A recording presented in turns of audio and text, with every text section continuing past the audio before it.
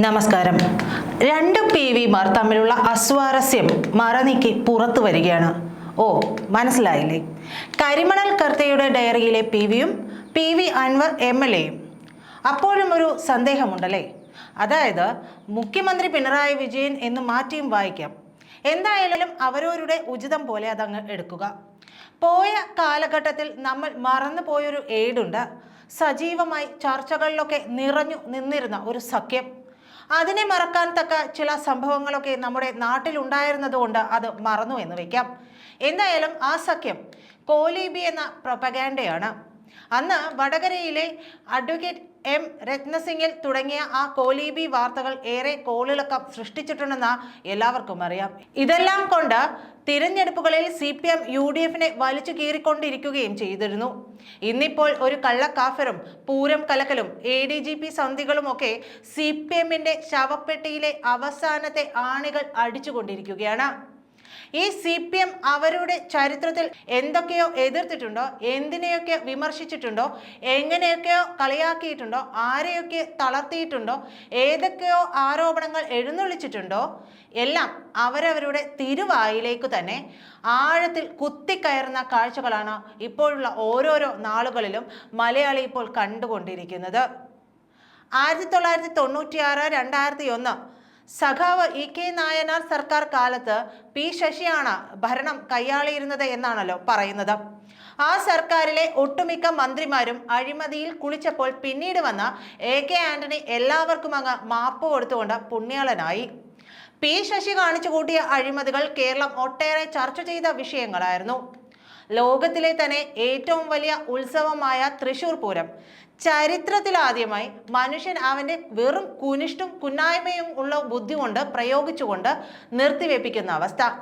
Covid കാലഘട്ടത്തിലും അല്ലാതെയും 1 or 2 തവണ മാത്രമേ നടക്കാതെ പോയിട്ടുള്ളൂ.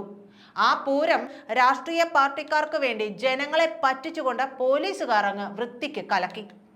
അതിന് ഭരണകൂടം ഒത്താശ നിന്നു. നാം വടക്കേ ഇന്ത്യയിൽ കാണുന്ന രാഷ്ട്രീയത്തെക്കാൾ മലീമസമാണ് സത്യത്തിൽ കേരള രാഷ്ട്രീയമെന്ന് പറയാതെ വയ്യ. ഇവിടെ വിശ്വസിക്കാൻ കൊള്ളാത്തവർ തന്നെയാണ് മതനിരപേക്ഷത ഉച്ചത്തിൽ സംസാരിക്കുന്നതും.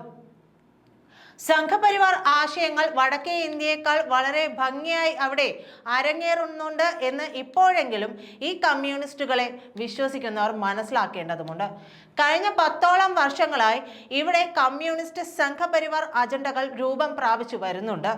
കേരളത്തിൽ കണ്ണൂരിൽ OK വാസുവിൽ നിന്നും തുടങ്ങിവെച്ച ഒരു കോംപ്രമൈസ് കളികൾ തലസ്ഥാനത്ത് ശ്രീ M-ലൂടെയും തൃശ്ശൂരിൽ റാം മാധവിലൂടെയും അരവിന്ദ് മേനോനിലൂടെയും കേരളത്തിൽ വിജയിപ്പിച്ചുകൊണ്ടിരിക്കുകയാണ്.